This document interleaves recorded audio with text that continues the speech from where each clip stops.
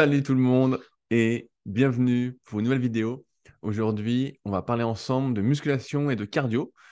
Faut-il faire du cardio? Si oui, quel cardio? Aujourd'hui, il y a plein de données. Ça peut énormément vous perdre si vous n'êtes pas du milieu et que ce n'est pas un sujet qui vous intéresse particulièrement, mais que vous souhaitez quand même être en bonne santé et ne pas être qu'une Ferrari d'un point de vue de la carrosserie sans moteur et vous souhaitez durer le plus longtemps possible.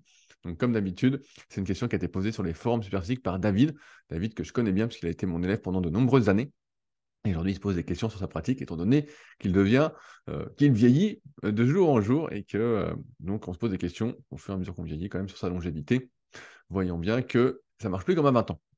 Avant que j'oublie, le petit pouce bleu sous la vidéo, ça fait toujours du bien et ça aide plus que vous ne le croyez. J'en parle régulièrement. Donc merci d'avance à ceux qui le feront. Alors, la question du jour en détail, je vais vous partager mon écran comme d'habitude. Donc, c'est ici. Donc, voilà. C'est une question donc, de David qui dit: je suis en train de rattraper les Superphysique Podcast. Donc, Superphysique Podcast, c'est ce que j'anime une fois par semaine, tous les vendredis, pendant longtemps avec mon associé Fabrice et maintenant avec deux nouveaux invités. Vous avez pu découvrir June la semaine dernière. Donc là, ce sera cette semaine avec Fabrice. Et vous allez découvrir mon autre invité prochainement. Donc restez connectés.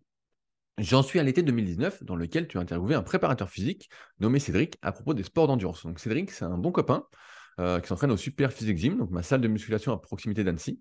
Il faut me contacter pour y venir. Vous ne pouvez pas y venir comme ça, c'est pas vraiment ouvert au public. Cédric, c'est un ancien athlète de haut niveau, notamment en ski de fond. Donc, autant dire que c'est une bête. Et donc, quand j'avais préparé les championnats du monde de rameur sur 500 mètres, je l'avais sollicité pour avoir une meilleure compréhension de l'entraînement en endurance, étant donné que moi, je faisais surtout de la musculation et je n'avais pas trop fait de cardio, d'activité cardio pendant plus de 15 ans, à part comme ça. Mais on ne peut pas dire que c'était de manière régulière. Donc, je l'avais interrogé dans un podcast. Donc, c'est simple, vous tapez SP Podcast Endurance. Je pense qu'on y tombe dessus directement. Et voilà, on n'y tombe pas dessus. Spécial Endurance, voilà, c'est celui-là. Vous tapez Spécial Endurance avec Cédric Bernard. Et là, vous allez avoir un méga podcast sur l'entraînement en endurance. Vraiment un chef-d'œuvre. Bref, je reviens ici. Euh, Dedans, il est notamment question de progression en se focalisant sur la vitesse max, sur la VO2, sur la fréquence cardiaque. On peut me rajouter sur la VMA, sur les zones, sur la PMA. Il y a plein de choses vraiment qui peuvent embrouiller. Donc la question, dans une optique de cardio à but de santé, de maintien en forme, de dépenses caloriques et éventuellement de perte de gras, dois-je m'intéresser à ces paramètres où 2 séances par semaine pendant 25 à 30 minutes de tapis de course à un rythme confortable sont suffisantes? D'autant que j'aspire toujours, surtout, à progresser en musculation. Alors, c'est une super question. C'est une super question. Alors, si vous souhaitez en savoir plus sur tous ces termes un peu barbares, j'ai fait un article il n'y a pas longtemps. Il est là, sur mon site secretdukayak.org. Vous voyez l'adresse en haut, sur les bases d'entraînement et où je vous montre les exemples. Euh, donc ça, c'est la pyramide de Seller, mais voilà, les différents modèles, ce que représentent les seuils, ce qu'est la VO2 max, les différentes FC, les différentes zones, bref, ça peut vous intéresser. Euh, c'est un long article, comme d'habitude. J'ai mis le paquet. Bref, secret du kayak, et vous mettez les bases de l'entraînement kayak, mais ça ne parle pas que de kayak, ça s'applique à tous les sports. Bref, je reviens là-dessus. Donc, David, il pose la question, voilà, lui, son objectif, c'est quand même de progresser en musculation. Et ce qu'il faut pour progresser en musculation, c'est adjoindre, entre guillemets, quand on veut prendre du muscle, euh, le maximum de son énergie à cet objectif.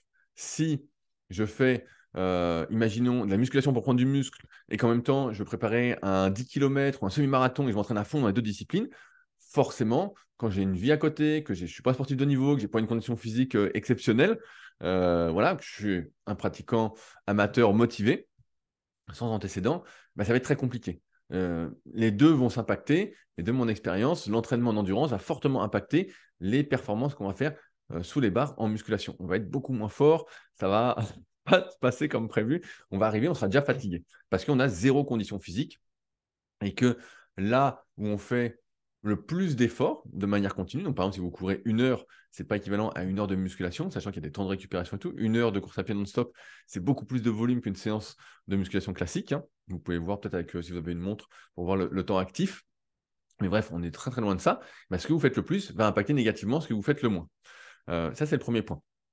Ensuite, est-ce que vous avez besoin de tenir compte de tous ces indicateurs d'intensité? Est-ce que vous avez besoin de faire des tests pour savoir quelle est votre VMA, votre vitesse maximale aérobie? Vous pouvez tenir entre 4, 6, 8 minutes en fonction de votre niveau. Souvent, c'est plus 4 minutes que 6 minutes ou que 8 minutes. Les meilleurs peuvent tenir peut-être 8, 10 minutes. Vraiment les meilleurs du monde dans leur discipline, par exemple en aviron. Bref, est-ce que vous avez besoin de tenir compte de tout ça? La réponse est non. La réponse est non, tout simplement parce qu'en fait, ce que vous souhaitez faire, c'est travailler ce qu'on appelle votre endurance fondamentale. C'est, entre guillemets, je simplifie pour les plus spécialistes, désolé, apprendre à votre cœur à plus se remplir. C'est à développer en même temps votre système cardio-respiratoire, à mieux utiliser l'oxygène, à mieux inspirer de l'oxygène, donc d'abord par le ventre et ensuite par la cage thoracique.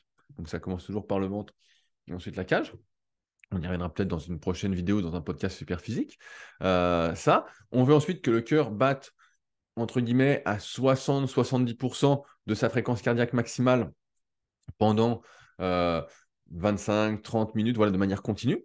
Et pour ça, on pourrait se dire, bah ouais, ça c'est l'endurance fondamentale, il faut que j'ai un cardio-fréquence mètre ou une montre qui me dise. En fait, il n'y a pas besoin, il y a un repère très simple qui est l'aisance respiratoire. Vous devez être capable, quand vous faites un effort cardio et que vous souhaitez le faire juste pour améliorer votre condition physique, qui est votre capacité, justement pour moi, à faire que votre cœur va tenir ses 60-70% un certain laps de temps. Donc là, on parle de 25-30 minutes pour David 2 fois par semaine.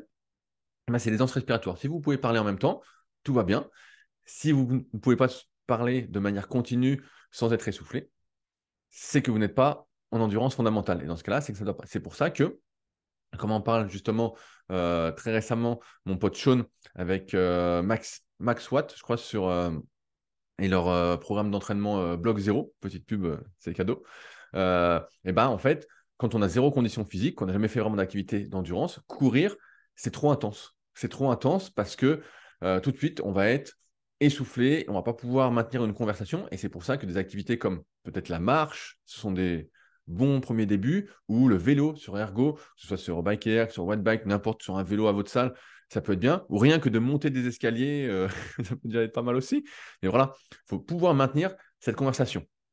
Ensuite, dans l'amélioration de l'utilisation des acides gras. Parce que David dit, ouais, moi j'aimerais perdre du gras. Entre guillemets, je te caricature un peu, David. Mais voilà, ce qu'on sait, c'est que plus l'effort justement va être à basse intensité, plus on va utiliser les lipides comme source d'énergie. C'est pour ça que dans les années 90-2000, surtout 2000, fin 90, début 2000, beaucoup de bodybuilders pro faisaient du cardio à basse intensité. Donc, on pouvait se marrer pour ceux qui sont extérieurs, mais en fait, tous les matins, ils se levaient et ils marchaient 1 heure sur tapis, vraiment très, très tranquillement. Et ils refaisaient ça dans la journée encore. Donc, ils faisaient au moins 2 heures de marche par jour à très basse intensité. Souvent, ils le faisaient en contractant les fessiers à chaque répétition parce que c'était vraiment la mode des fessiers striés. Je ne sais pas où ça en est aujourd'hui, mais c'est vraiment là que c'est apparu. Si pas les fessiers striés, c'était considéré comme gras sur scène, donc c'était un peu con. Mais voilà, les gars faisaient vraiment ça. Parce qu'il faut avoir en tête que les gars, ils font en général 1m70, plus de 100 kg, donc ils sont, d'un point de vue de l'IMC, ils sont en surpoids, et même d'un point de vue tout court, ils sont en surpoids, même si c'est du poids musculaire. Donc il faut se trimballer. Imaginez que vous faites 70 kg, vous avez un sac à dos de 30 kg, vous êtes déjà, déjà un peu essoufflé.